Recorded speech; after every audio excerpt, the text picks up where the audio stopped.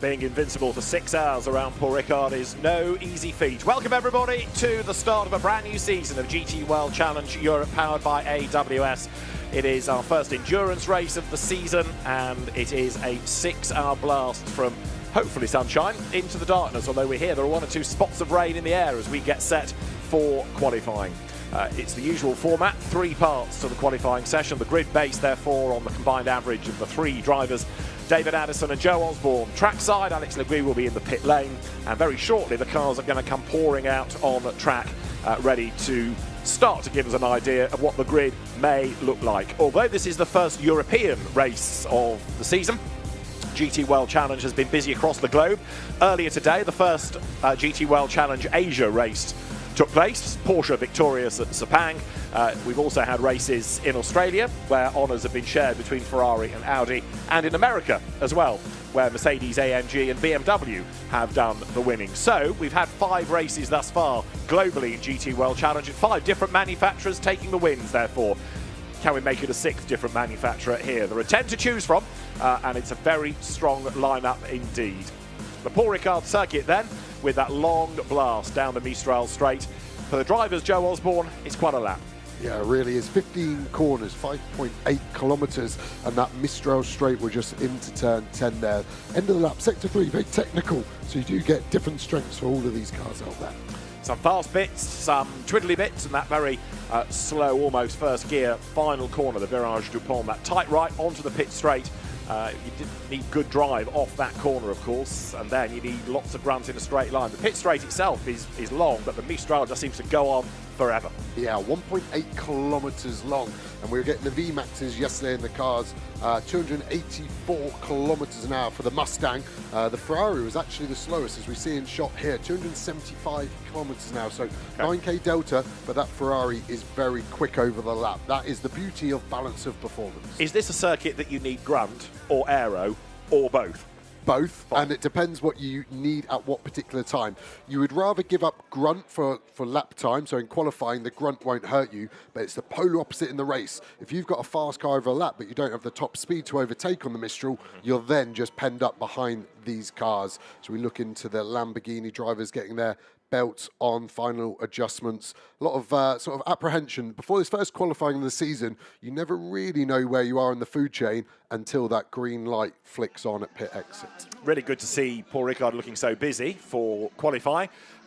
Just before we get into qualifying, quick word for certainly British fans that the next GT World Challenge Europe event is going to be on British shores, Brands Hatch, the first weekend of May 3rd and 4th. Tickets on sale, so come and join us at Brands Hatch because the opening Sprint Cup races around there are going to be dramatic, that's for sure. Lucas Auer then, part of the combination that won overall and sprint last year. He's going to do Q1 in the Mamba Mercedes, the man-filter car from Winwood Racing, along with Mario Engel. And intriguingly this year, Matteo Cairoli, who we've seen driving as a factory Porsche driver, then he had a very brief spell for Lamborghini. He's not a Mercedes AMG factory driver, but slots in, and I think he's going to be well worth watching. Cairoli, a bit underrated. Yep, and as we look at the McLaren's Garage 59, Adam Smalley now signed with McLaren as a driver there. Strong lineup, Dean McDonald and Louis Pret. They are going to be definitely vying, I think overall maybe looking top 6, but very strong in their class as well. Yeah, it's all very well, of course, thinking about overall positions, and yes, they matter, but don't forget, we've got the Bronze Cup, the Silver Cup, the Gold Cup, so there are battles within those categories as well. Maxime Martin switches to Mercedes AMG, but he returns to the VDS stable, Butson VDS these days, but remember it was the Mark VDS team that he drove the BMW Z4 for many years ago. Maximilian Goetz is going to do the driving duties in Q1. The lights have gone green at the end of the pit lane, so the race director Niels Vitic releases the cars, and it is 15 minutes per part. You don't get that many laps in 15 minutes, bearing in mind it's a long out lap and then a start-up lap. Yeah, you've got a maximum of 7 flyers, so with a bit of traffic factored in there, 59 cars, you've basically got 80 metres of real estate if everyone's spaced out nicely, and that does not happen.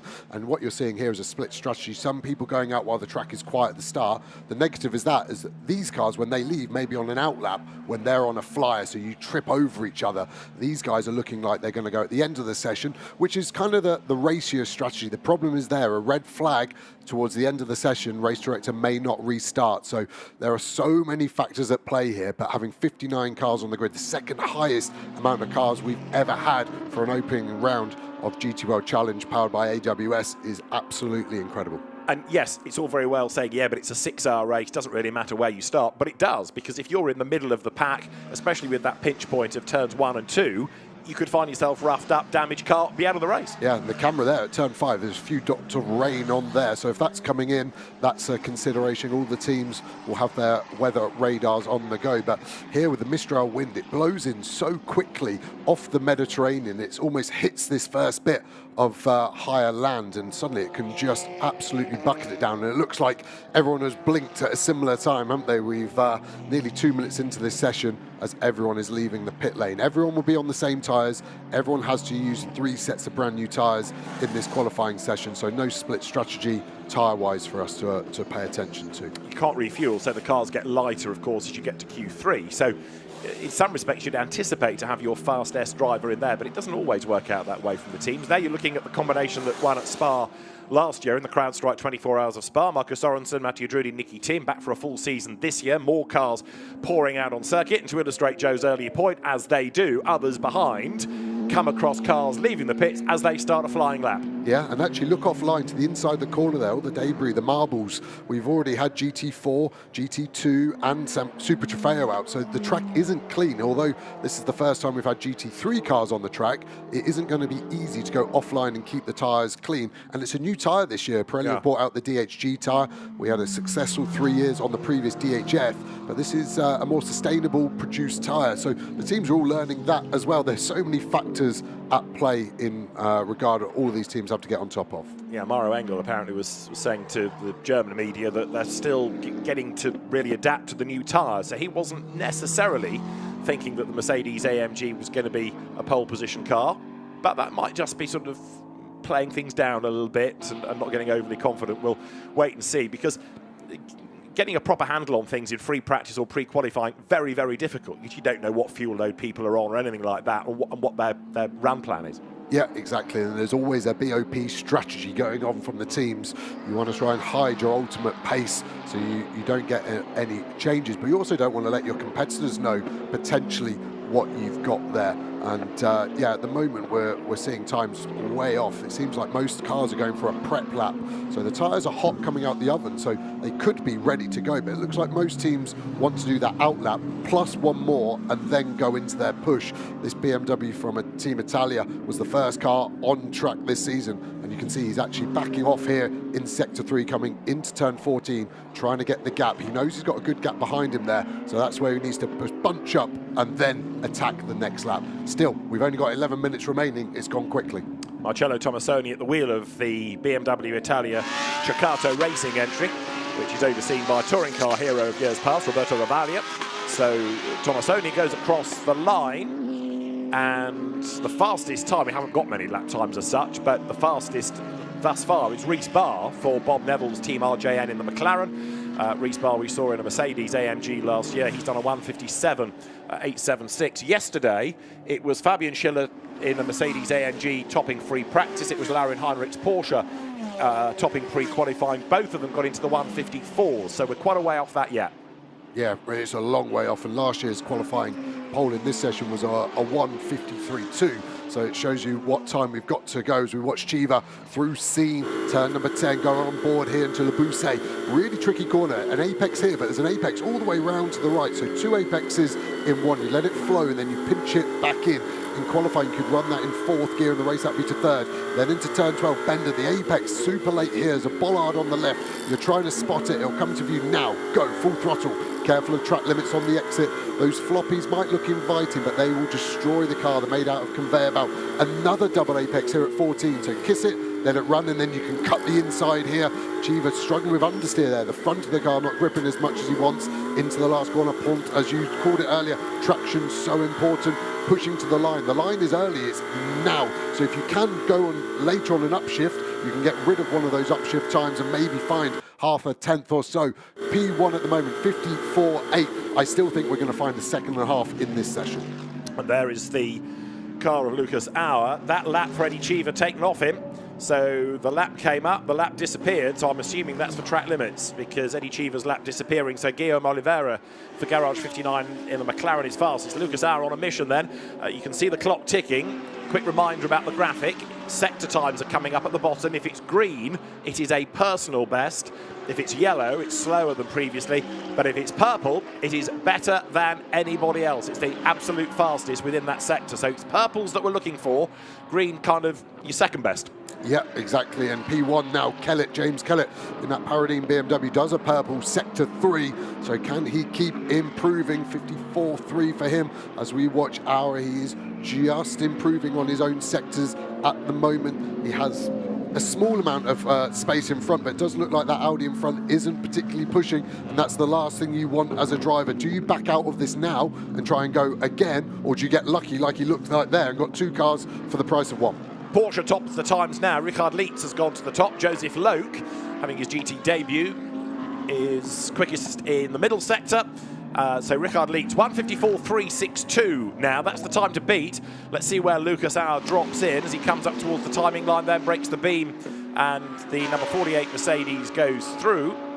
And it's a 1:53. It's not exactly a mega lap. Joseph Loke looking good in the meantime, as I say, with a personal and an absolute best in his Garage 59 McLaren. Yeah. Sorry, as we look at the car, he's just trying to see if he's got space. Cheever looking and then tried to turn in on him to set his own lap up. Luckily, glanced it in the rear view mirror and got out of it. We're going to cross the line with Loke now, but compromising sector 3. What can he do? And that's 2 laps in a row that Eddie Cheever has had taken off him for track limits. So we saw one on board. He lost that. He's lost the next one. Lucas Auer now to the top of the times. 1:53.998. Joseph Loke second. 1:54.199. Ricard Leitz down to third. James Kellett fourth. GT4 champion Gabriele Piana fifth. And Dustin Blattner, a very shiny bronze Dustin Blattner, he's sixth. Yeah, just going back to Joseph Loke in that Garage 59 car, he lost 0.6 of a second in that final sector, and he's only 0.2 off pole. If those tyres can keep going on that McLaren, he's got a good chance here of getting a faster lap. But got to remember, there's 58 cars out there alongside him thinking they can do the same. And it's not just what you do in your session, it's what your 2 co-drivers do in theirs, and then you aggregate it. Alessio Rivera then, reigning endurance champion, making the run now out of turn 6 onto the Mistral straight. For the GT3 cars, they have the straight uninterrupted. For the support categories, they have to use the chicane. So now it's just a heavy right foot, isn't it? Yeah, and you can see the Ferrari, this is where it starts to struggle a bit in top speed, and it is just where the car wants to be. They might be running high drag. You can see him still trying to get some heat in the tyres, which is surprising on that front. You can see the Chevrolet Corvette behind flashing its headlights. Great to have Chevrolet in the series. That's our 10th manufacturer involved, but looking aggressive there as we see the cars fly into shot as we now go to a Porsche into turn number 5. The bollard is being cleared by a previous driver so they can cut that corner even more now, going on board with 991 BMW here down this long Mistral straight. We're roughly halfway down the straight at the moment. That BMW, Dan Harper in 991, yet to do a lap time. This is Ricard Leitz, who was quickest early on, but the pure racing car is now 5th in the times. So the hugely experienced Ricard Leitz, who we tend to see at Spa, but not for a whole GT World Challenge Europe season. We have got him for a whole year this season. That's great. He's been a class winner already in the winter months in Asian Le Mans, specialises in Porsches, knows them inside out, and this is a slower lap. Interesting that even though the sectors aren't coming to him, he's staying out there. Sometimes you think, well, if I'm not going quicker, let's bail and get the driver in and ready for Q2.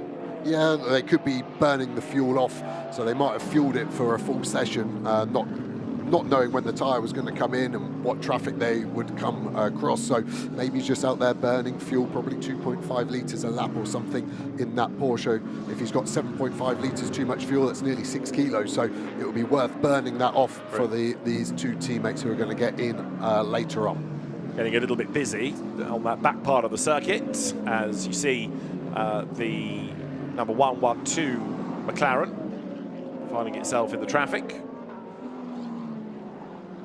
Edgar Malloy at the wheel of it. We've got a yellow in sector 3. This is sector 3. Somebody had a moment at the Virage du Pont.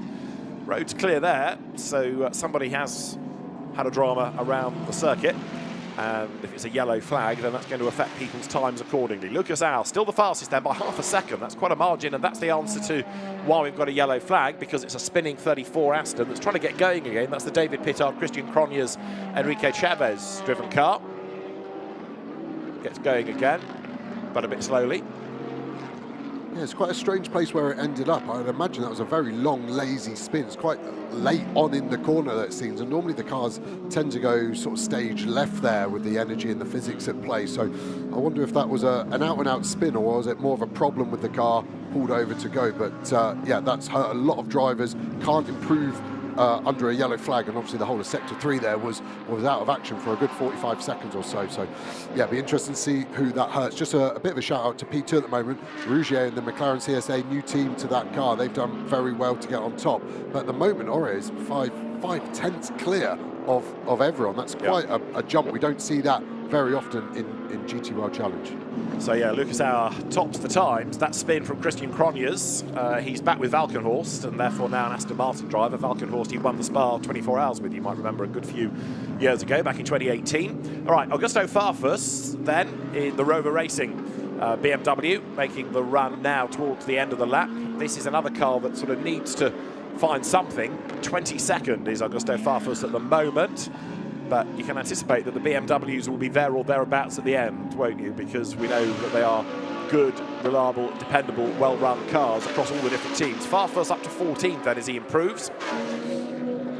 Yeah, and another guy looks like he's going to improve, 52nd at the moment. Bortolotti's done a purple Sector 1, just done a green Sector 2, 2/10 off there. So expect Bortolotti at the moment to be on track for a second position or better.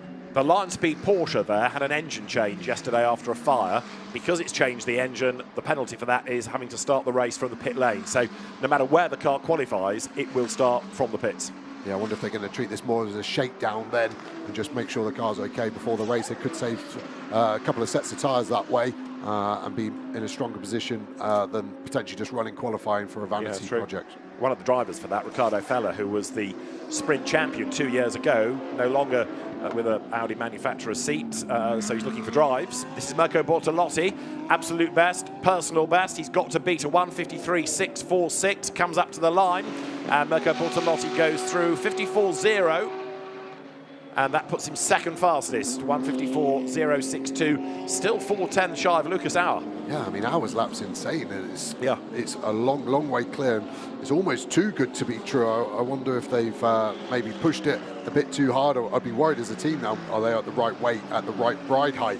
I just can't remember it in the last decade, 0.4 of a second clear in a qualifying session that's dry. In the wet, yes, sometimes you get that sort of split strategy. As we cut to Rougier, as we said, mega job now, down in third, but he is on 2 green sectors. Is that Ferrari compromising him? He would have got an amazing tow down the Mistral straight, worth anything up to 0.7 of a second, and then the Ferrari bails out of the way in the most gentlemanly manner I could imagine. So Rougier will have a smile from ear to ear. He's got one more car to maybe navigate the Verstappen GT3 Aston Martin in front, but I think the gap there is okay. It's Harry King in front. He should be doing a sensible job. Yeah, Harry King is currently 15th fastest, and Arthur Rougier had a look on the inside, and car got a bit squirrely. Harry King's gone for the pit lane.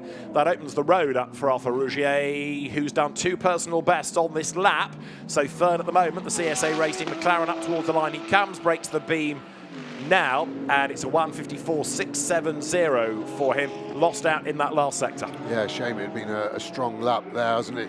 As we go to Lucas Stoltz here, it's been a strong Sector 1 and Sector 2. Yes, it's a yellow Sector 2, but less than 2/10 off. So there's a chance he could do something about his current 7th position. You can see it on the ident in the windscreen, that number 7 showing his position there. So interesting to see what he can do. Car looking good. You're always just looking for the exit of these corners. Have the car's got enough traction? Are they spinning up or not as the checkered flag falls? So Q1 over. You can complete the lap, of course. And this is Lucas Stoltz then now for Get Speed, which was a team that was okay, if not blindingly fast last year, learning about the car. Let's see what they can do this year. 7th was Stoltz at the start of the lap. Good first sector, not so great second. And Lucas Stoltz goes over the timing line to go third fastest at the very end. He does improve, 1:54.085. So you've got Mercedes, Mercedes AMG, Lamborghini, Mercedes AMG, McLaren, Porsche within the top 6. We didn't really get onto Sven Muller's Rutronic Porsche, but he got up to 6th. Nice mixture of brands. The best of the Mustangs, 14th, Arjun Maini. This to the line is Franck Pereira in number 163 Lamborghini. That's Arjun Maini's Mighty Mustang. And on this lap, Arjun Maini is looking to be an improver because he's done a personal and an absolute best. So where do we get the Mustang at the end of the lap? Comes up to the timing line now and up to 13. So it was an improvement, but not a mega improvement. Yeah, I mean, that purple Sector 2 shows you the straight line performance. Sector 2 is dominated by the Mistral straight. You have two corners of medium significance and then the straight, so really showing its straight line prowess there. It's a big car, but it's got a big engine to boot. Drags it along, doesn't it? So 64 Mustang then, like the rest, will head to the pit lane. And Arjun Maini, Thomas Drouet and the returning Jan Mardenborough driving this car for HRT Ford Performance. Now that's a title that would make any Australian motor racing fan wince. Holden Racing Team is their version of HRT. Ours is Haupt Racing Team, Hubert Haupt's team. So that's how you get HRT Ford Performance. And the car's certainly well run because we've seen what HRT has been doing in the past with Mercedes AMG chassis. 163 having taken the flag, heads along the Mistral. Franck Pereira at the wheel. 59 cars we have this weekend, all of them having ventured out in Q1, which is good, therefore nobody with problems hung over from yesterday. We touched on Dan Harper briefly at one point. He got the BMW up to 24th, and he shares with Darren Lung, the man behind Paradigm Racing, and Sean Galisle, third driver of that car. So interesting that Dan Harper goes first, because again, you might think, well, put the car on a really light fuel load and put him in at the end. Yeah, I always had the opposite sort of logic on it, that actually your best driver should go first, because that's when it's at its heaviest and almost at its worst handling. You need them to overcome that. Exactly, so they don't get the big glory run at the end of it, but I think that's the better strategy, personally. Well, Lucas Auer has done a great job, and to have a word with him, welcome to GT World Challenge, Alex Legui. I'm down here with Lucas Auer, car 48 of Winwood. After a very strong finish to 2024, you start 25 well. Can newbie Matteo keep up the pace? Yes, Matteo is very fast. He's a new teammate for us, and I think he integrated very well in the team. And from yesterday to today, we did a step. But I think also the competition can do quite a bit more, so let's see. What did you learn out there? Here is always, with 59 cars, you need to get a free lap. And if you have the luck on your side, you get it and you make a lap. And if not, which happens a lot of times, you just need to try to make the best out of it. Sure. Is it better to go earlier in the session or later on? Oh, it's like you go in casino. We went early and it was okay, but sometimes it's the other way around. But it's always changing. Good start. Well done. Thank you. Lucas Auer then is the fastest driver thus far. So good start for Mercedes AMG. And bearing in mind, Mauro Engel was saying we're still learning about the tyre. Well, they seem to have got a handle on it pretty effectively. 1:53.646 then was the time. That is the best lap of the weekend thus far. And they're going to get better. Yeah, it was 4/10 off pole position in Q1 last year, though, so it'd be interesting to see, is that the new tyres, slight difference, team getting used to it, or is that just going to be track evolution as we see some of those gaps quite large at the top end, but then so tight all the way through the top 20. Lucas Auer ahead of Mirko Bortolotti, Lucas Stobbs third, Alfa Rougier fourth. Really impressive GT debut thus far, Joseph Loke ahead of Sven Muller and Adam Smalley and James Kellett. Richard Lietz ninth ahead of Franck Pereira. Ian Schenguven only 11th, but in this company, you've got so many good drivers, something's got to give, hasn't it? Harry King 17th, Chris Lallam, Thierry Vermeulen sharing that car. Thierry Vermeulen new to Endurance Cup, Chris Lallam new to GT racing after a year of radicals, but he's a sim racing star. You can see the hero cards telling you who was quickest in the classes. So in silver, James Kellett doing a really good job for Paradigm. And the bronze competition, Dan Harper versus Marcus Schuring, but Dan Harper coming out on top by 1,000th of a second. How about that? That's how competitive bronze is right now, with the battle set to continue all the way through 6 hours of racing, not just through qualifying. But overall fastest then, Lucas Auer. He gives the car to Matteo Cairoli, Mauro Engel, a third driver, and that's the car they've all got to beat at the moment. But now the interest comes because we'll be able to look at the isolated 15-minute part of qualifying and what that's doing overall. So we might be talking about somebody going fastest, but that doesn't mean they're going to be on pole position. No, that's only a third of the data we need to set our grid for the 6-hour race this evening. And of course, there are different strengths and weaknesses across the cars that we've highlighted, but the driver crew the same. You've got 3 drivers all driving the same car, all with slight different wants, needs and desires, and you could not change the setup in qualifying. So if one driver likes a bit more of a pointy car, then the other driver wants a stable rear. You can't have that. That happy medium will always favour one more than the other, and that's the great dynamic of sports car racing. Christian Hook ready to go for Rinaldi Racing in the Ferrari. There is the car that Mirko Bortolotti drove. Look at Engschler, now a Lamborghini factory driver, will take that over, and admitting that really he couldn't have found a deal on the grid this year but for the support of Lamborghini. And the nice thing here is that Luca is back to full strength after a big accident at Macau last year during qualifying, put him out of the racing. It was a destroyed car, but it also hurt his leg rather badly, so it's good that Luca is back. Made his name initially in touring cars, like his dad, Franz Engschler, multiple TCR champion, largely in Asia, but now a force to be reckoned with in GT racing. Number 111 McLaren goes to James Kell, who came out of Ginetta Racing in the UK and British GT in the GT4 class, and now one of the more peripatetic British drivers. He did have a good weekend at Donington, sharing with his dad, in fact, in GT Cup the other week. Yep, in a GT3 McLaren as well, so on the same tyre. So he's getting a lot of track driving this year, so that will really help them as we go to the 32 BMW from WRT, Charles Wirtz, super fast driver. You think of his kind of schooling in motorsport. He kind of started off as a decent silver, and he's now transitioned all the way through silver into the gold rating, and he's at the top end of that, and he's got 2 very fast teammates alongside him, so they will be looking forward to the race later on. I think that's one of those cars that maybe won't qualify as strong, but will race a lot better. It's going to be interesting as well to see how that new combination for endurance gels, because, yeah, Charles Wirtz, number 32 BMW, that's a familiar sentence. But he's now got Kelvin van der Linde returning, having driven for WRT a few years ago, and Hugo de Wilde, another Belgian driver who is a young gun and has made a name for himself initially in Formula Renault, but in the European Le Mans Series and the Le Mans Cup of late. He did have an outing last year for Santalok, but it's going to be interesting to see how those 3 all gel. Right, let's head back to the pit lane. Q2 is underway, but let's just tidy up Q1. Arthur Rougier had a really good run. He's with Alex. Here with Arthur Rougier of 111. What a great start. Yeah, honestly, it's a nice first qualifying for the team. Also for me, so it's a first for everyone. We had a bit of winter testing, but it's nice to see how it is now with everyone pushing flat out. And in the end, we're not so close to the front, so it's really nice. Well done, good start. Thank you. Arthur Rougier, another very quick, underrated driver for CSA, Concept Sport Automobile.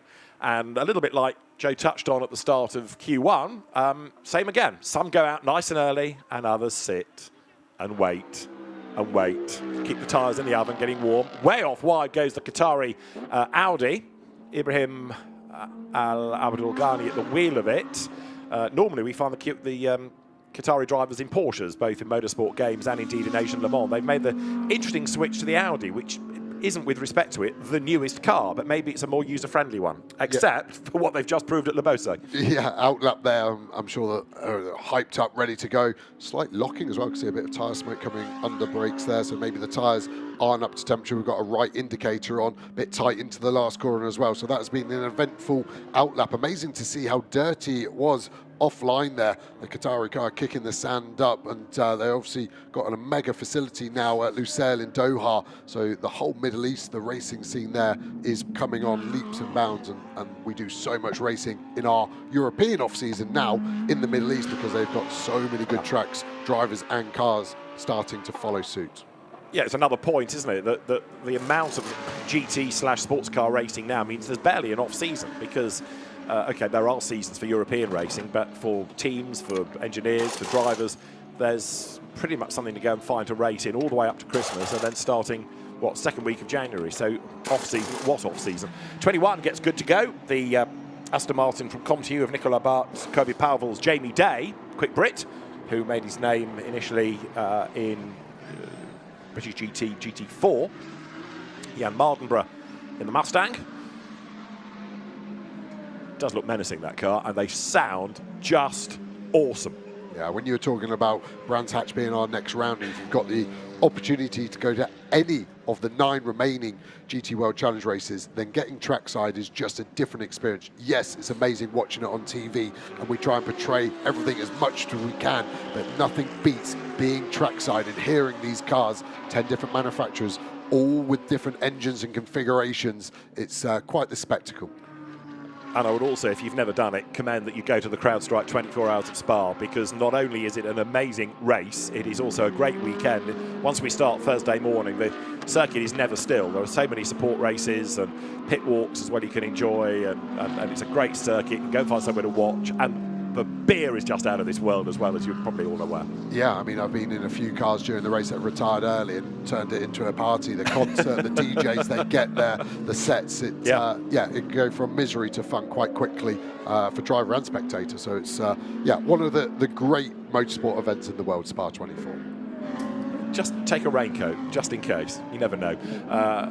Coming up towards the start of a lap, the Barwell Lamborghini then. This is Adam Ali, the Canadian driver, who pulls the pin, sets off now, and as he does so, finds the pit lane disgorging itself of cars. So now traffic management becomes very, very important. The teams have access to a tracker map, so they can see what's coming, but you know, it's still very, very difficult to time it absolutely right to get the car in clear track space. Yeah, and it's got much better for the teams in recent history because we now have live GPS for that track map. It used to be just on sector times, and then the system would work out historically where that car would be roughly, but it could suddenly just jump forward 5 or 6 seconds, whereas now, you're right, the teams can see it, but they still don't know what the other 58 cars they're competing against are doing in sector 3, for example. So the communication between driver and engineer is very, very tough as we go to this great drone shot. Cars flying down to turn number 3 here. A very sort of quick flick right, and the left corner is the more important part here now on the left-hand side into the very, very tight turn number 5. Track limits quite prevalent on exit there into turn 6. And from where the cars are on the apex now at 6, you have full throttle all the way through turn 7 to where these cars are now, coming to the end of the Mistral into a very fast corner. Kirchhoffer trying to get to the inside of that Mercedes. Looks like he'll get past. Will he get clear? Is he going to compromise himself into scene? He will slightly, but that will still be a quick lap for him as he comes through here. The 2-carriage 59 cars, quite hard to identify from the front there. That's going to be fun for us. Into Le Bousset, flashing of the headlights. 2 purple sectors here for Kirchhoffer. Rear of the car just moving around. That was a positive thing. That was offering rotation for Kirchhoffer, but he's going to get compromised. I was going to say, this is the car that Joseph Lowe did so well with in Q1, so it's already up there. Trouble is, as you rightly say, traffic in the way, and that's going to really compromise what was a good start to the lap. Yeah, I think he's given up. He looks like in a halfway house. I think he should have attacked the Mercedes to get a clear lap here. He's now doing that. I don't think this lap will be fast enough to go P1 because of that, but he has another chance now. But does the tyre last? These tyres are at their best at the start, and they only drop away performance-wise. So Kirchhoffer now hopefully can get a bit of a tow from the sister car in front, and that could potentially help, but it's so busy out there. He's still got top. It's a 154.318, but that's not as good as it could have been. Maybe it is as good as it's going to get with all the traffic, though. Right, so let's go on board with the Mustang. Over the timing line comes 64. And Jan Mardenborough behind the wheel sets off down towards the Est de la Verrière. Turn number 1, turn number 2 come up quickly. It's one sequence of corner, not using too much curb on the apex there. Maybe the car's not riding it as well. Come into turn 3, this is the corner we watched from the drone. So here, you want a soft brake, roll the speed in. If you can touch the throttle in between the 2 corners, you've overslowed it. Lots of curb on the left. Here we are, down to 2nd gear, all the way down to 50 kilometers an hour. Open the steering up. Short shift here, you can see the rotation of the car. Too much oversteer. Let's just listen. Are we flat through turn 7, through the left kink now? Sounded flat to me, no track limit issues. And now look at the straight. As far as you can see on the horizon, we've got a good gap in front. We'll be up to 240 kilometers an hour now, 250. The rate of acceleration starts to tail off. This car will be going all the way up to 280 kilometers an hour, 175 miles an hour into scene. I'm going to go quiet again. Let's listen to see if we upshift, downshift to 5th or leave it in 6th. It's going to be a soft brake now. And it was one quick downshift, yellow sector 3. So it's somewhere in the sector we are now, into Le Bousset. I can't see any yellow flags now. Looks like it might have gone back to green. Jan holding, going out wide, bring it back to the inside, hard on the throttle. Can't quite see the driver's wheel, but it looked pretty good there. He can place the car where he wants, down to third gear now. Turn number 12, bend the corner, don't hit the apex curve, it's too high. Snap of oversteer again there. We're not getting the acceleration that we will want. Use a bit of the curb on the right here, into 14, the last left of the lap. Have one go at the apex, cut the second part, shorter distance, and it sets you up here for the last corner of the lap. Coax the car in, open the steering, full throttle, don't get a track limit warning there. It looked clean. It didn't look massively fast in the corners. Looks like they want a bit more rear grip as Jan breaks the line. This was what the yellow flag was. Frocro, we don't see many times a mistake coming out of that car for him, and he was 2 purple sectors before that, so that will be very painful. The delta slips away. Double purples, here we go. Charles Wirtz, absolutely. So the BMW now, traffic ahead, is trying to jump itself up towards the top. Kelvin van der Linden was okay in the first session, but let's see what Charles Wirtz can do now. Time to beat in this is a 54.3, and Charles Wirtz does a 54.1. So 54.143, quicker by just under 2/10 over Marvin Kirchhofer. McLaren's a second and fourth. Dean McDonald is fourth, and Laurin Heinrich, who was fastest yesterday evening in pre-qualifying, jumps up to third in the 22 Porsche. Mathieu Cairoli goes through. 1 or 2 teams getting wets ready just in case. And Sandy Mitchell's Lamborghini goes top by 34 thousandths, so 154.109, the VSR entry. Sandy Mitchell in a pro car, really the first time we've seen that within GT World Challenge Europe, and he is the fastest. So that's another one to throw into the melting pot now for not just pole, but a good race result. Yeah, and you can see they're second overall now, so that's going to be a good combined qualifying time. We're still nearly half a second off Q1 pole, though, from Lucas Auer, so interesting to see why the cars are so much slower. I can't see it being rain affected.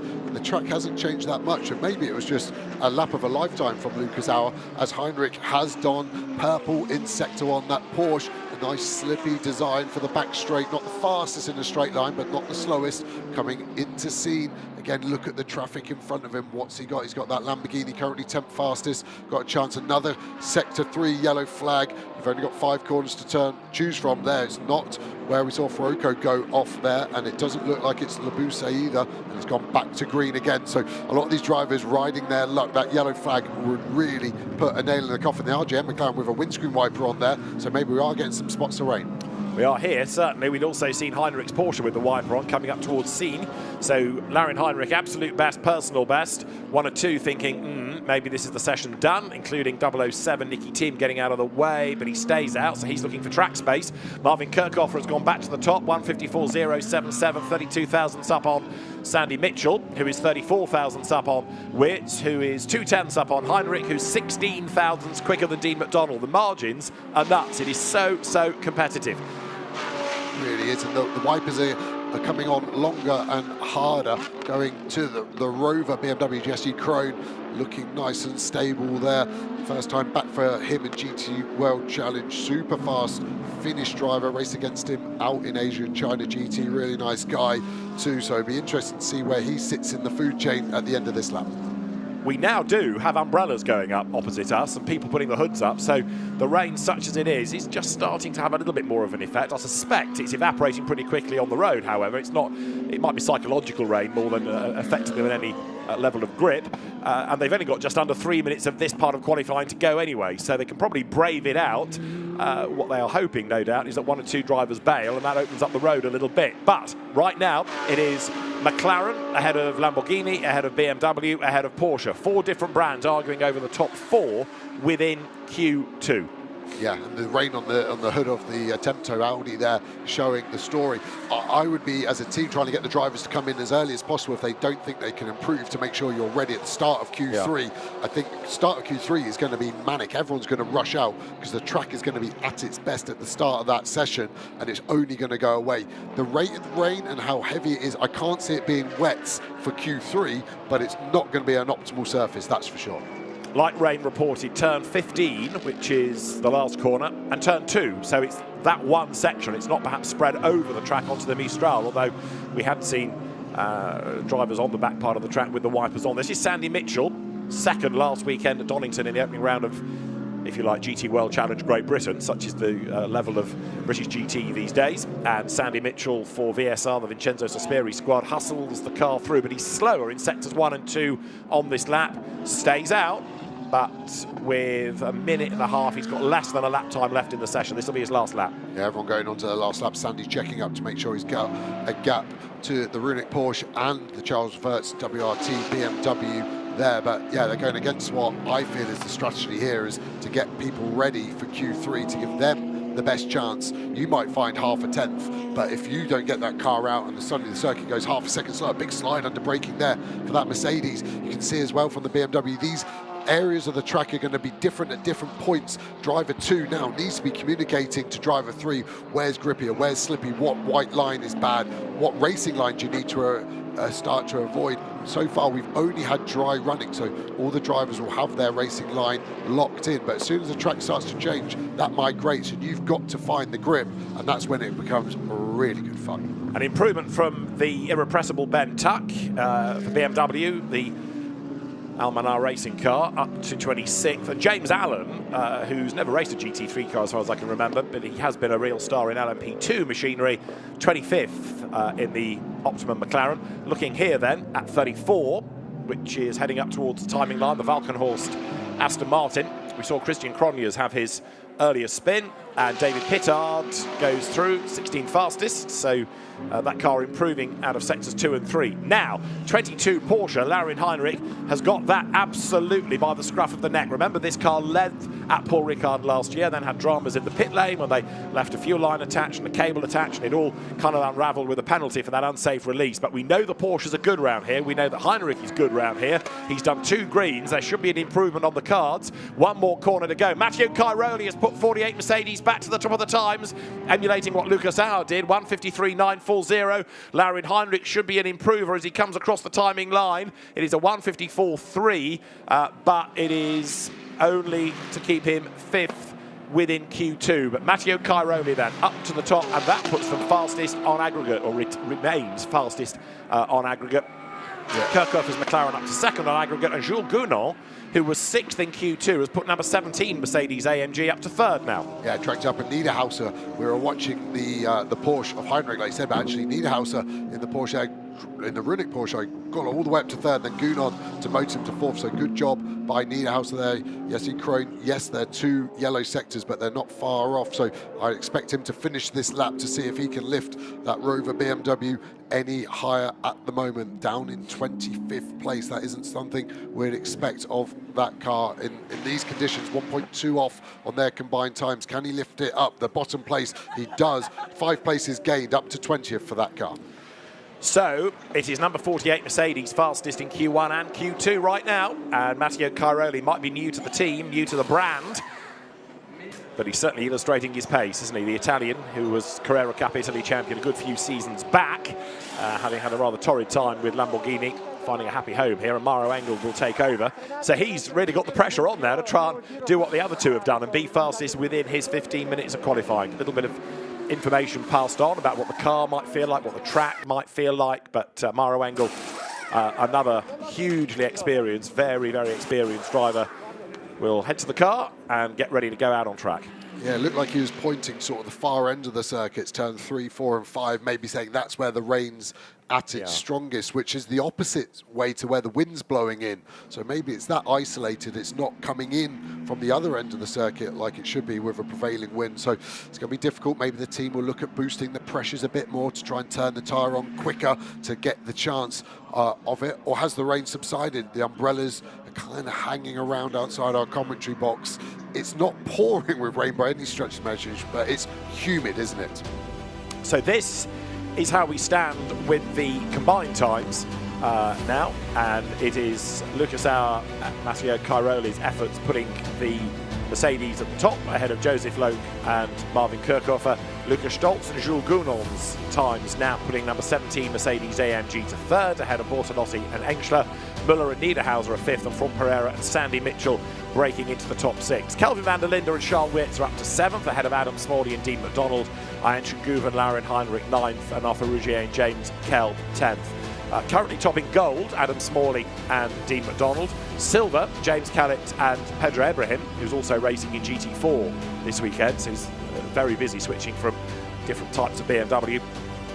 And then a little bit further down in the times, you get to the top bronze, where Conrad Larison and Dustin Blattner are the fastest. Last year we saw Dustin Blattner and Dennis Marshall in a Porsche, and after a happy spell with Kessel in Asian Le Mans in the winter, they have continued in GT World Challenge Europe. Dennis Marshall, the German driver, will go next. But right now, for Winward Racing, Lucas Auer, Matteo Cairoli topping the times, and a job very well done indeed. Matteo Cairoli must be buzzing about that. Let's hear from him. He's with Alex in the pit lane.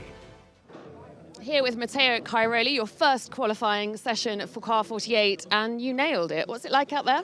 Honestly, I did not expect it, first of all. I mean, of course, it's thanks to the team, because, I mean, they are supporting me extremely high, so in my debut with Mercedes, so it's a big thanks to them, to the guys, to the mechanics, because, of course, they are working extremely hard every day, you know, to provide us a good car. This was actually the result today. I have to say it was not an easy session, because, I mean, there was some drops coming, rain, so I didn't know what to expect, especially in Signa. I started to have quite a lot of water on my windscreen, so I was a bit conservative, but it was lucky enough to be at the top. Well done, good start. So Matteo Cairoli, a happy man, and that is the dream start, isn't it, to settling in with a new team and two new co-drivers. He's raced against Auer and Engel for many a season. Now he's got to be part of that group. They, of course, have a good relationship, having done the entire season, both endurance and sprint last year. Matteo Cairoli will certainly be one to watch.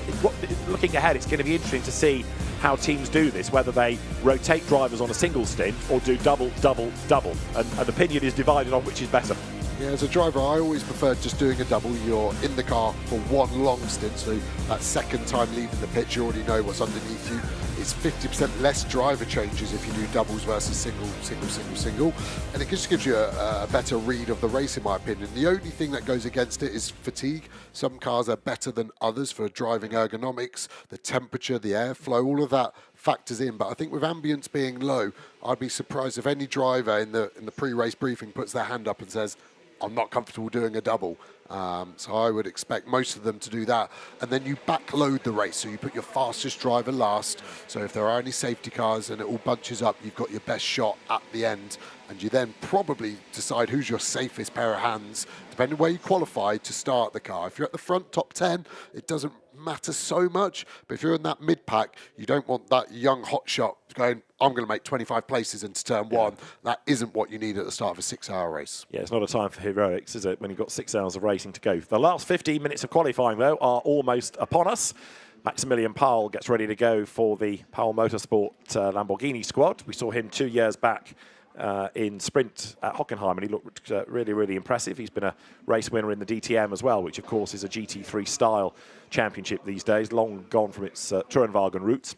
So Q3 will get underway very shortly, and looking good so far for at least one of the Mercedes AMG teams, but the grid still yet to be formed. So umbrellas are down and raincoats are down as well, so it looks like it is going to be dry. Those teasing spots of rain have passed through and disappeared again, which gives the teams a little bit more confidence, and perhaps also just now means that it's not going to be quite so manic as you were suspecting it might be, given that the rain was in the air once the lights go green at the end of the pit lane. Yeah, I agree with that. And again, the sun's come out a bit now, so is the track going to evolve and become quicker?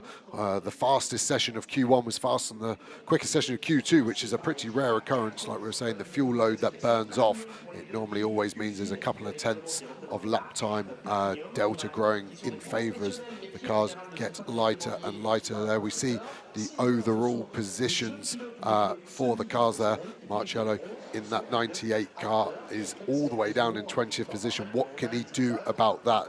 Yes, he could be faster than his session, but he was 1.2 seconds off as a car as he inherited that car. So he's got to do a big job to get anywhere near the top 10. As we look at the Soul Chevrolet Corvette, first time we've had this car in the series, and again, a great excuse to come to the racetrack. When this thing fires up off the air jacks, it is is loud. The whole American ethos of there's no replacement for displacement is still well and truly alive in this concept of car. You know it's a proper car when the ground shakes nearby, yeah. The Mercedes AMG, almost modest in comparison, isn't it? Number 6 though, set to go with reigning Silver Cup champion Colin Carasani behind the wheel. That car shared with Tanat Saturn-Tirakul, who was also part of that silver crew last year that won the championship. Dan Arrow replaced for this year by Aaron Walker, who did at least win silver within the Spa 24 hours last year, the Crown Strike 24 hours of Spa. So another good combination for a class win. Right, pit lane opens. Out come some, but not all. It is the Qatari Audi first out, Klaus Battler out, Mikey Porter also in the Optimum McLaren, heads to the circuit, Federico Malvestiti's BMW ventures out, and nobody looking concerned. They've all got a plan. They're going to work out exactly the right moment to release the car. 24, Kian Jewis, Lorcan Hannafin, Mathis Lismont for Stella Motorsport. There's 33, the Thierry Vermeulen, Chris Lulham, Harry King, Aston. We saw Harry King at the wheel a bit earlier on. 2 C's operating this Aston, even though that's a team that you kind of think Mercedes, AMG, but running the Aston Martin. And Thierry Vermeulen, we've seen for the last couple of years with Daniel Frey Racing in sprint, but for him, new team, new car, and a new championship, new challenge as well, coming into endurance. Yeah, and him switching over from the Ferrari there.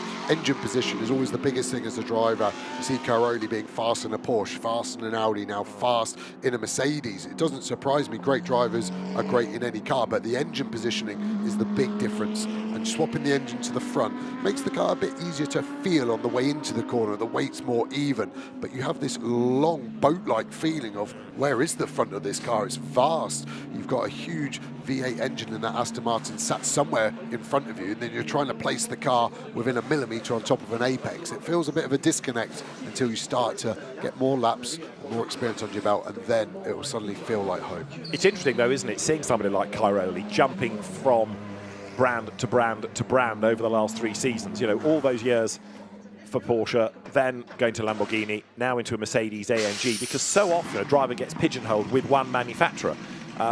And you think, yeah, they're good, but would they be as good in a different car? But here you've got somebody illustrating how they are able to adapt. And like you say, yes, great drivers are great drivers, but sometimes within GT racing, you don't see that because somebody stays with one manufacturer for so long. Yeah, like you said, pigeonholed is probably the right word. And as a driver, again, speaking from experience, once you're in with an organisation, it's nice just knowing who everyone is, and you almost get a bit comfort from that. And yeah, you want that marriage to be long and fruitful without as many painful divorces as possible. As we go on board with Darren Lung here in the 991 Paradine BMW into turn number 1. No rain on the windscreen, sorry, braking just after this curb on the right, down to 3rd gear, hook it into the left. Get it on top of this curb on the right. It's big, but it hooks the front end up. Careful of track limits on the exit. You've got to keep one wheel at all times in contact with the track. The white line does count as that. Short, sharp brake again into 3. Hop over the curb as we go to the drone. You can now see this beautiful circuit at Paul Ricard. The red and white curbs, the blue stripes, the red stripes, high grip asphalt, to slow the cars down. There's 167 circuit configurations around here, and sometimes when you're learning the track, it all looks the same. So when you get onto this Mistral straight, you can finally relax. You stay to the right as long as you can. It's slightly more sheltered by those trees on the right, so any headwind is mitigated. Then you let the car walk over to the left-hand side for this scene corner. We'll be looking to lose 60, 70 kilometers an hour, which sounds a lot, but trying to judge that and just scrub enough speed off is the crucial part here. So get it to the curb on the inside, close as you can to the bollard, careful of the floppy markers on the left. Very conservative track limits there, so he's obviously keeping an eye on how many laps have been deleted through turn number 10. Labuse into the right, hard on the throttle, balance the car looking okay. Can't see the driver's wheel, but the car looking compliant. Late apex again here at turn 12. Open the steering up, full throttle, 550 horsepower or so in this BMW, 1,300 kilos in weight. These are very, very quick cars. They may look like a standard road car with some wings on, but there's nothing of a road car BMW M4 apart from the headlights and the badges. Into the last corner, open the steering wheel up. Hard to know where we're going to be in the food chain at the moment. I would expect this to be in the 154s, maybe a 155 this early on in the session as Darren Lung breaks the line. Darren Lund goes fourth. Klaus Bachler's first lap was a 53.637. That's the fastest lap of the weekend. Straight away, 22 Porsche quicker than Lucas Au's mega lap within Q1. I know what you're going to say. The car is lighter. Yeah, true. But first lap, didn't build up to it. Boom, straight away. That's impressive. Yeah, I wonder if the team did turn the temperature up of the oven, try and get the tyres turned on in case they thought rain was coming. But then the positive of that is then giving them a chance just to attack straight away. Attacking straight away as well. Thomas Fleming there in the 118 car, bronze car. But at the moment, that is some seriously fast pace from Fleming. First time in the McLaren for him. But this could be a monster lap if he has a clear sector 3, which at the moment, I'm feeling positive for him on that front. Yeah, Tom Fleming came out of Ferrari Challenge into World Challenge Europe last year and was impressive. Had that big accident in practice at Misano, which rather derailed his season, but he has always looked the real deal as the very rapid Tom Fleming, winner of the World Final 2 years ago for Ferrari. Right, Klaus Bachler, having said he's gone fastest, he should go faster again because he's done another personal and another absolute best. So this is Tom Fleming in the 188 McLaren out of Garage 59. We're waiting for Klaus Bachler there to come up towards the timing line. Fleming encounters traffic at the last corner, which is not what he needs. Comes up to the line now. Let's see where he's going to end up, because as the McLaren goes through, he is second fastest, Tom Fleming, on a 53.1. And that's on aggregate. He's quickest briefly within the session, but Klaus Bachler does a 53.091 to go yet faster. So Klaus Bachler, Porsche 22, fastest in qualifying. Yeah, mega lap there from Bachler. The only thing I'll say about Fleming, that car looked leery, it looked pointy into the last couple of corners. So fast qualifying car, but I think they'll want to take some of that oversteer out for the race, because that wouldn't be a nice car for 6 hours around here. And we go into night, remember, so the track temperature falls away, which inherently normally helps the front grip up even more. So a lot of factors at play here. Track looking busy again as we look at the Corvette, Mercedes and the McLaren coming into it. Sai Sanjay here. We saw Arthur Rouget in the sister car 111 being very quick, but Sanjay, a purple sector 2. That McLaren is fast down the Mistral straight. Sai Sanjay was in British GT4 McLarens last year. Didn't, with respect to him, look like a standout, but he's adapting to GT3 machinery really nicely. And the car is now fourth, briefly, fifth, make it now on aggregate, goes through. So Sai Sanjay second in his class, in the silver class. And the session has got 7.5 minutes, give or take, to go. Number 80 Porsche, remember, having to start from the pit lane. The line speed car gets all sideways and drifts out wide at Le Bousset. It sort of scoops itself back together again and gets back onto the racetrack. But Patrick Kolb there, great Porsche enthusiast, having a mighty moment. Good save. Really good save, and did well to know that there was a car on his inside as well. Thomas Breeden coming into the last corner. Just from the attitude of the car, you can see he's setting up a lap. So it's just interesting to see where you back out of it. The team's telling the drivers how many laps remaining. You've got the driver then feeling what car he's got underneath them. You can see he only did a 156.4, but this next lap he's got some space to go into, and that's the important thing, because all of these cars behind him do not have that liberty, that's for sure. Maximilian Powell goes through and puts the 333 Lamborghini up to fourth, both in terms of this part of qualifying and the aggregate. Dennis Marchal's Kessel Ferrari is fifth currently. It was a very good effort indeed. And Arthur Leclerc has put number 50 Ferrari up to second on aggregate, make that third, because now on the combined, well, it was first of all Benjamin Goether's McLaren, now Mario Engel, who has gone fastest on the aggregate. Now, Engel is only sixth in Q3, but that's enough to put the Mercedes at the very top. And just to go back a name or two, yes, Leclerc, Arthur is Charles' brother. Yeah, and the cars have changed around so quickly. Buncombe now up to fourth, first in class as well for the 23 RGN Gold class car there. Fleming fastest in the bronze. The McLarens look quick here at the moment, don't they? The Ferraris now suddenly starting to pop up. We didn't really see them much in the top 10 on the overall combined, but maybe as the fuel load comes off, those Ferraris are coming alive. But the timing screens are moving quicker than we can keep an eye on. Just trying to see, there's no purple sectors at the moment, but Schiller then does a purple sector 1, and at the moment he's 42nd in this session, and that car needs to be lifted up the order. Big slide from the Ferrari there then, as the 296 slides its way out of the Virage Dupont Klaus Battler, having said that 22 Porsche was the fastest within Q3, he's pitted, and I suspect that's the end. He thinks he's done all he can, and he did it early. Now the team has to sit and wait and watch the data and see if that car is massively overhauled. Up to second on the average now goes Jordan Pepper's number 63 Lamborghini. This is the car that is on provisional pole position. Mario Engel, in his part of qualifying, is only 8th, but it's still enough to put the car onto pole on aggregate. Yeah, it doesn't look like he's going to improve this lap based on his sectors, and he's not in a great bit of space. So what you tend to do as a driver, even if this isn't your lap and your next lap is what you want to be fast, is you'll push hard into the last corner to keep the cars in front from bunching into your space, and then the last moment you'll slow down all the way to 30, 40k to generate that gap and try and back up to the car behind you to give yourself the best possible chance of getting a clear lap, and that's what he's done. He's backed all the way up to the Porsche behind him there.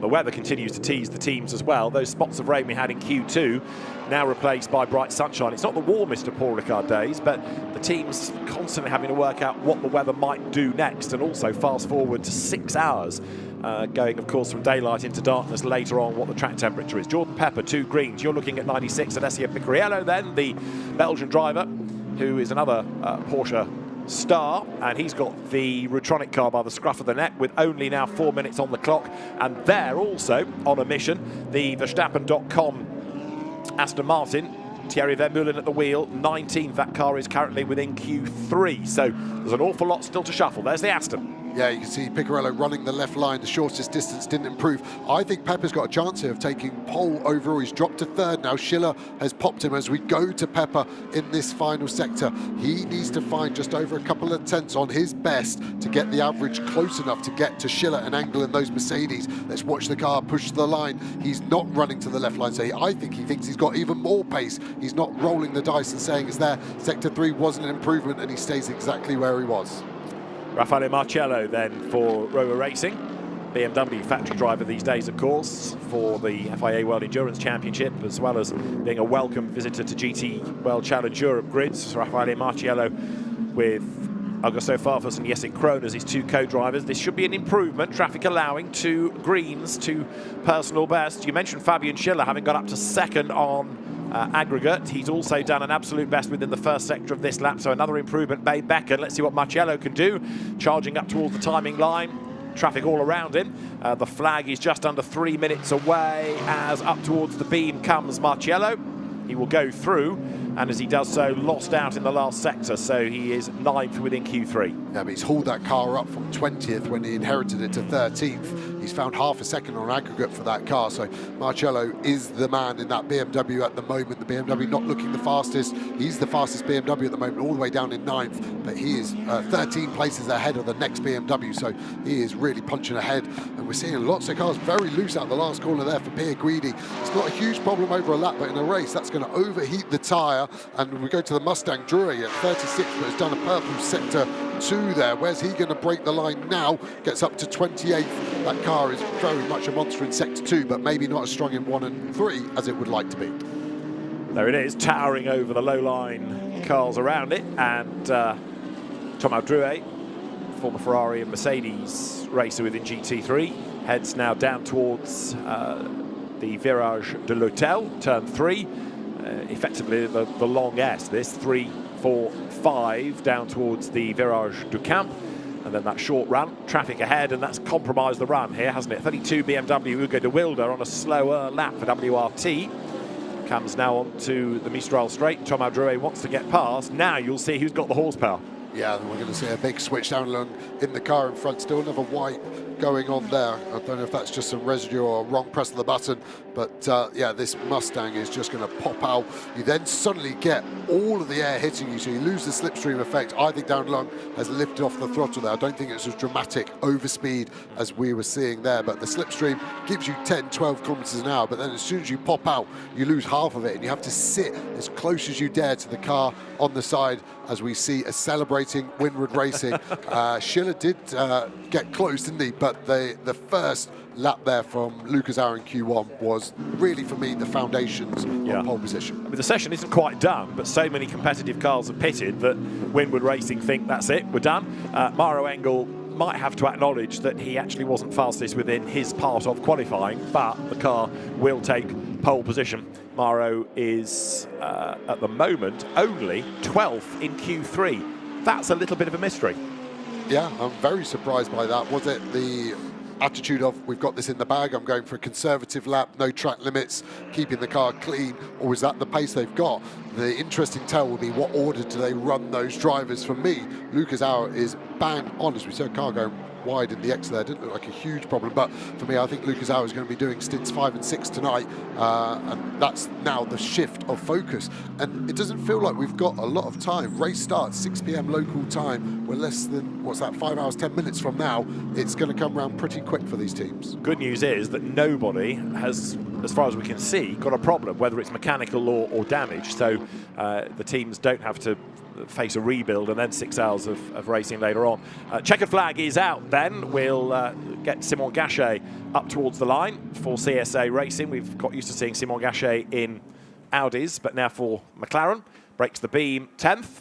So that car will be one to watch, I think, also within the Gold Cup going to the race later on. That is Mauro Engel. Well done. We're on pole position, says the team. Do you think Mauro might be just slightly miffed that he didn't have quite the pace to put that car at the top of his session? He was 0.460 of a second away from being fastest, which doesn't sound like a lot, but there is pride at stake. Yeah, massively. Pride and ego go hand in hand. He'll say he did the job needed to get the car in pole position. Yes, Gov. And even if that's an outward statement internally, he will be looking at the data across the team to go, where's the time? Why am I not the fastest like historically we've seen from Mauro there? So, yes, they've got the Rover pole position award, so it's all smiles, but there's always a sub-story. Even when everything looks great on the outside, there's some internal conflict as a racing driver that sometimes you have to just swallow and just go, I'll be all right this afternoon. Great noises echoing past the pits, which included the number 65 Ford Mustang that's just gone booming past us, taking the checkered flag, and the session at an end then. That was the David Schumacher, Finn Wiebelhaus, Romain Andriolo Mustang that went by, and all smiles for our Rover pole position winners there for Mauro Engel, Matteo Cairoli and Lucas Auer. Although very strong lineup and very strong car and team, that is the first pole position for Mercedes Endurance since Nürburgring 2023. First pole for Cairoli since Spa 23, and the first for Engel since Spa 24, and the first ever for Lucas Auer. So sometimes you look at it on paper and it looks obvious, but sometimes those stats then really show what a competitive field this is. Absolutely right, and yeah, because we've seen, for example, Lucas Auer and Mauro Engel taking sprint poles, you sort of forget that, in endurance it was a different story last year. I'll tell you what, it's going to make for a cracking race, absolutely no doubt about it. Lucas Auer, Matteo Cairoli, Mauro Engel take pole position. Gold pole, Adam Smalley, Dean McDonald, Louis Pret. Bronze pole, Guillaume Oliveira, Miguel Ramos, Tom Fleming. And silver pole, Michele Beretta, Alessio Deleda and Finlay Hutchison in the Lamborghini. So that car out of Vincenzo Sospiri's stable also illustrating its pace. 59 cars we have in total. We're looking at 5 pit stops for the race, people pitting pretty much at the hour mark. What we don't know, of course, what the teams don't know, what the weather is going to do and what the race may throw at them in terms of interruptions, full course yellows, safety cars. It's going to be dramatic, that's for sure. There's going to be an awful lot to look forward to. So then, the Rover Pole Position Award winners are Lucas Auer, Mauro Engel, Matteo Cairoli. Quite a story to tell to Alex Le Gui. And the Rover Pole Award goes to the 3 boys at Winwood Racing. Congratulations, gents. Here is your award. What an epic, epic 3 laps it is. Where should we start? Let's start with you, Lucas. Talk us through it then. Yeah, mega start to the season. Congrats to the guys.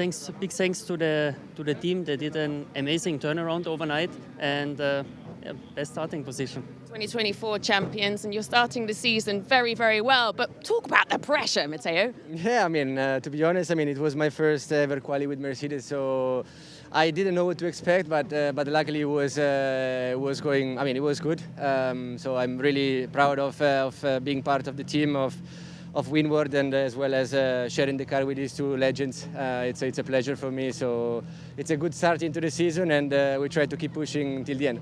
Good, very, very nicely done. And Mauro, well, what did we expect? But it didn't look easy out there.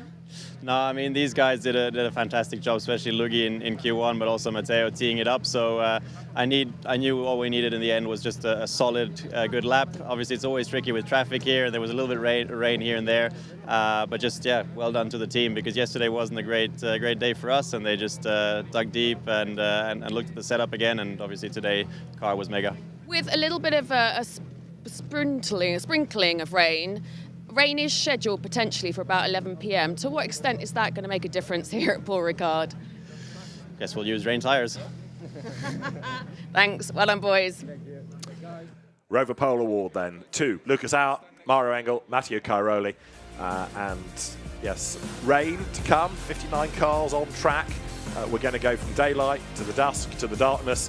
A lot to look forward to. 5:30 we'll be on our local time, and the race starts at 6, goes until midnight for the opening round of GT World Challenge Europe powered by AWS Endurance Cup. So for Mercedes AMG, good start to the season. And for other teams, they get a chance now to go and look at the data, analyse what might have been found, but some of the margins we've been looking at, 2,000ths. We've got 2 cars from that last part of qualifying tied on a time to the 1,000th of a second. There's not much to choose, and that really, in terms of your grid position, is whether you found a car on a given lap or not. Yeah, the gust of wind at that point. It's nothing over 5.8 Ks, and you see these super slow-mos, the energy's in the car. I'm looking forward to the 6-hour race. So it's going to be lights to green at 6 p.m. local time. We'll be on air from 5:30. Can't wait for the start of our GT World Challenge Europe powered by AWS season. See you later.